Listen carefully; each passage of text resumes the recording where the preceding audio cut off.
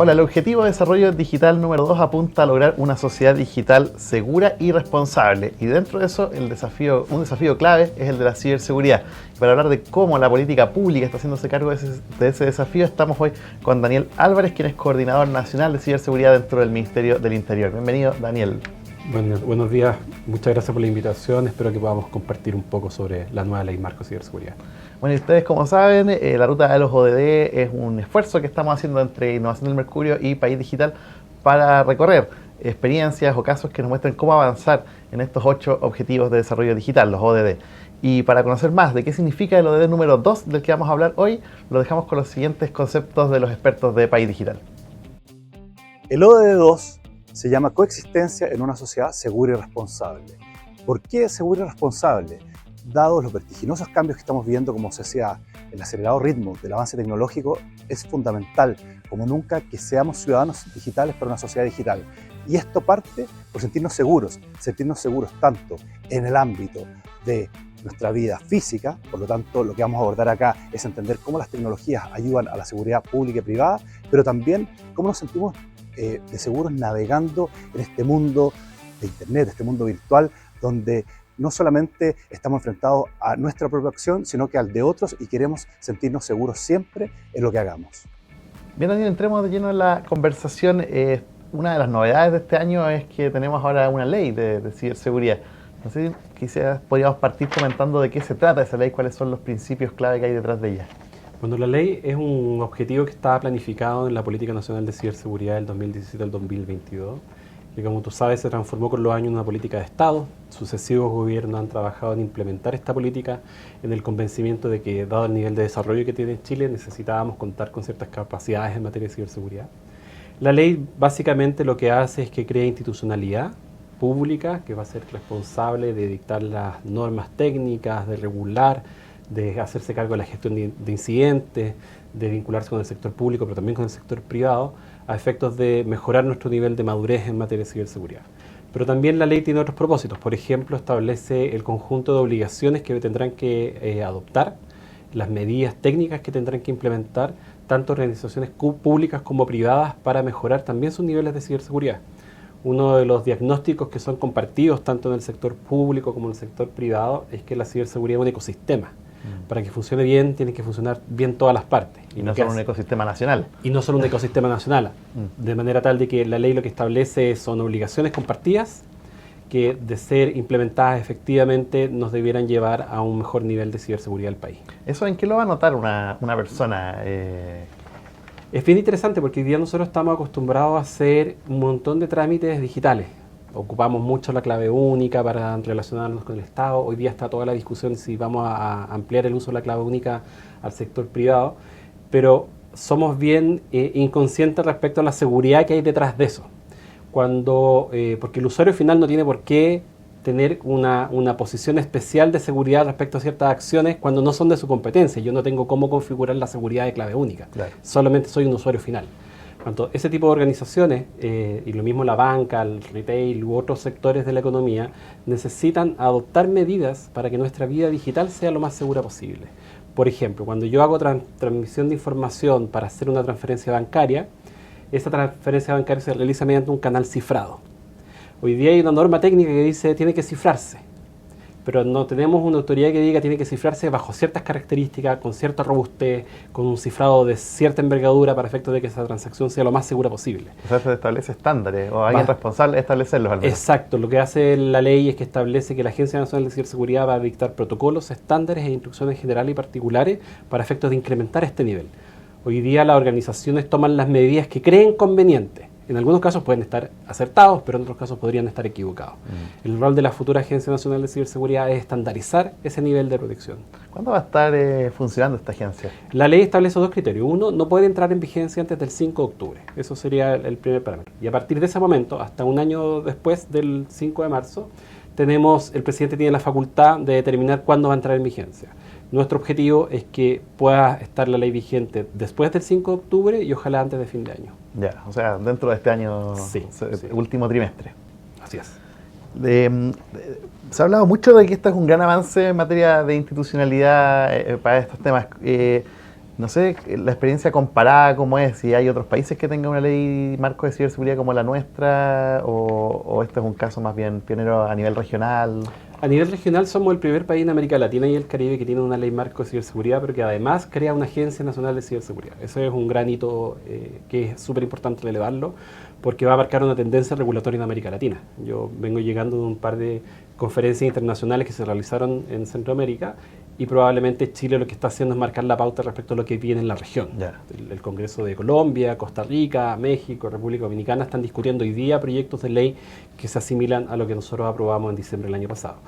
Y a nivel mundial, esta es una tendencia regulatoria que fue fuertemente impulsada por la Unión Europea, donde existe NIS 2, que es el marco regulatorio comunitario, y nuestra legislación está fuertemente inspirada en ella. ¿Por qué? Por lo que mencionábamos recién. Esto es un ecosistema nacional, pero se integra en un ecosistema global. Entonces la idea es que las reglas sean lo más parecidas, no importando dónde estemos. Claro, y que sean parecidas a las institucionalidades también para entenderse entre países, me imagino. Así, una de las ventajas de la ley es que la agencia se configura como una agencia técnica.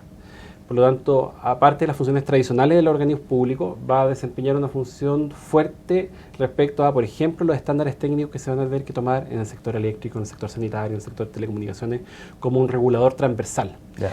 Y esa característica, además, unida a la capacidad que va a tener, que nosotros hoy día ya la tenemos, que es la capacidad de respuesta a incidentes a través del CECIR de gobierno, que se transforma en un CECIR nacional, nos debiera poner en una posición donde nosotros seamos capaces de ofrecer una muy buena respuesta técnica a problemas que son esencialmente técnicos. Esta agencia va a depender del Ministerio del Interior, ¿cierto? De momento depende del Ministerio del Interior de Seguridad Pública, pero cuando se produzca el total despacho, el proyecto que crea el Ministerio de Seguridad Pública, es de las organizaciones que se va al Ministerio de Seguridad Pública. Perfecto. Bueno, hoy día la ministra del Interior y Seguridad Pública es Carolina Toá, y ella ha hablado respecto a este tema, y es un poco estos conceptos que me gustaría que repasáramos ahora en estas siguientes imágenes. Esta iniciativa, este proyecto que hoy promulgaremos, está inscrito en la estrategia de seguridad en varias dimensiones.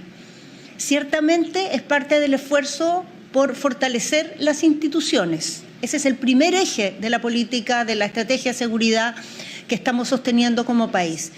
Este proyecto también tributa a la segunda, digamos, el segundo eje de la estrategia de seguridad, que se propone combatir el crimen organizado y la proliferación de armas, porque el crimen organizado también se desarrolla en esta dimensión, y cometer delitos cibernéticos es parte de las actividades que este tipo de grupos criminales desarrollan. Y el tercer eje al cual tributa esta medida, puede parecer el último, pero quizás es el más importante, a lograr acuerdos de Estado en materia de seguridad. Y esto es muy representativo de ese esfuerzo porque, como decía recién, se ha logrado sostener en el tiempo un esfuerzo de gobierno en gobierno, se ha logrado que proyectos iniciados en una administración se sigan en la otra, se ha logrado construir acuerdos a pesar de que haya diferencias y que en algún minuto incluso exploten conflictos en torno a esta tramitación. Eso habla de una manera de actuar que ojalá contagiara a muchas otras materias y a todas las personas e instituciones que han sido parte de ese esfuerzo por lograr acuerdos de Estado en materia de ciberseguridad. Es importante agradecerles el día de hoy. Bueno, seguimos con Daniel Álvarez, coordinador nacional de ciberseguridad del Ministerio del Interior, y quería preguntarte, ya hablamos como del chasis institucional, pero de cuán difícil es abordar este tema, cuán difícil es seguir generando una cultura de ciberseguridad en el país. Uno de los diagnósticos que nosotros tenemos es que nosotros llegamos súper rápido a la transformación digital. Si nos comparas con el resto de la región, de repente de un día para otro salieron las máquinas de escribir, llegaron los computadores, y de repente teníamos servidores, pero nunca nadie recibió formación en temas digitales, como que tuvimos que aprender haciendo, ¿ya? Y si uno mira, por ejemplo, las mallas curriculares, tampoco se han adaptado. Seguimos teniendo generaciones de ingenieros informáticos que no tienen contenido de seguridad informática, que es algo muy extraño. Pero igual como en otras áreas donde uno identifica nuevos riesgos, institucionalmente tenemos que reaccionar a esa identificación de riesgos y ver cómo los mitigamos. Yeah. Y en general nosotros hemos tenido una respuesta más bien técnica. Hay buena capacidad técnica para identificar incidentes, para responderlo, pero nos falla lo que al final del día es lo más importante, que las personas entiendan que la seguridad digital es otro componente más de la seguridad. ¿Qué significa esto? Por ejemplo, el tema de las contraseñas. Ha habido largas discusiones respecto a que organizaciones que tienen la política de tener una contraseña que muere cada 3 meses, otros que no modifican la contraseña nunca. Culturalmente hablando, desde un punto de vista más técnico, Lo bueno es tener una contraseña distinta cada vez y modificarla muchas veces. Pero culturalmente hablando, eso genera un nuevo riesgo, porque cuando tú obligas al usuario a cambiar su contraseña, lo que estás haciendo es que lo obligas a facilitar esa contraseña, Claro. y hacen trucos para efectos de memorizarla o la anotan. Y ahí generas otro riesgo. Con los años se ha aprendido de que la mejor forma de avanzar en esto es que los usuarios adquieran conciencia respecto al valor de la seguridad digital. Hoy día es muy difícil pensar en alguien que no tenga una clave en su teléfono. Es bastante extendido.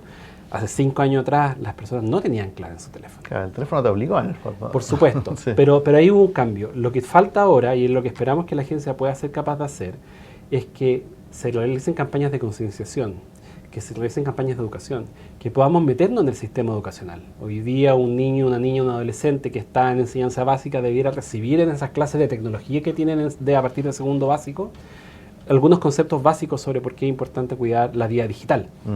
Tú mencionabas al principio que esto es un tema sistémico al final, o sea, una posible ataque puede partir por un lado, pero uno nunca sabe por dónde termina. Y en ese sentido, ¿cómo se aborda el riesgo, por ejemplo, de contagio de cuando una organización es atacada, lo reporta? ¿Cómo funciona eso? Hoy día nosotros no tenemos obligaciones legales, Ya. salvo los servicios públicos que cuando sufren un ataque tienen que contarle al servicio de gobierno. El sector privado no tiene ninguna obligación. Y esa es una de las cosas que cambia con el proyecto de ley y que para nosotros es tremendamente importante. Cuando tú tienes un contagio, eso puede quedar ahí. Si la organización tenía las medidas técnicas necesarias para controlar el incidente, Claro, primero, lo pueden para encapsular. primero para identificarlo. Muchas organizaciones no se dan cuenta que fueron víctimas de un incidente. Pero cuando tenemos una agencia nacional que está viendo todo al mismo tiempo, la misma una foto más amplia, y recibo una notificación acá, recibo otra notificación por acá, y en una mañana recibo 10 notificaciones, no estoy ante un caso aislado, puedo tener un brote de algo. Por tanto, por eso nosotros hemos dicho permanentemente que es tremendamente importante que las organizaciones notifiquen su incidente, porque la contención rápida, o sea, reaccionar rápido ante el incidente, no solo es bueno para la organización que sufre el ataque, sino que para el ecosistema.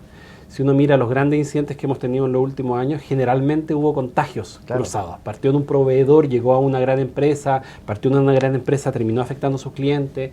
Por lo tanto, hoy día es muy importante entender que la ciberseguridad es un valor colectivo. Nosotros hemos tenido ataques más o menos importantes. El año pasado, a diferencia de años anteriores, tuvimos al menos 2 o 3 ataques que fueron noveles a nivel mundial. Siempre decimos que usualmente Chile recibía los mismos ataques que recibían sus vecinos. Si en la mañana atacaban un poder judicial en Argentina, en la tarde nos tocaba a nosotros. Si en la mañana saltaron un banco digitalmente en México, 1 o 2 días después nos tocaba a nosotros. Esa era la tendencia. Pero el año pasado, con algunos de los incidentes que afectaron a Chile Compra y a otras empresas, fuimos los primeros a nivel mundial. Y esto primero plantea una dificultad respecto a cómo eres capaz de identificar amenazas noveles. Pero también plantea la pregunta respecto a cómo tú respondes a ese tipo de incidentes, qué nivel de preparación tienes.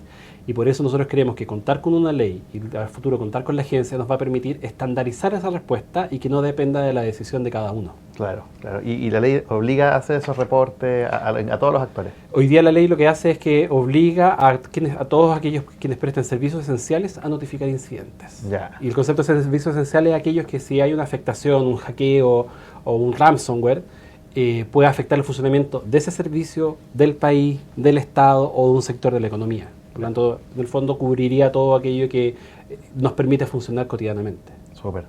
¿Y cuánta madurez tú crees que con esa ley, o si quizás faltan después otros pasos para seguir avanzando en materia de protección y de preparación ante estos ataques? ¿Cuán flexible hay que ser aquí en adelante en términos normativos? Que esta cuestión evoluciona muy rápido.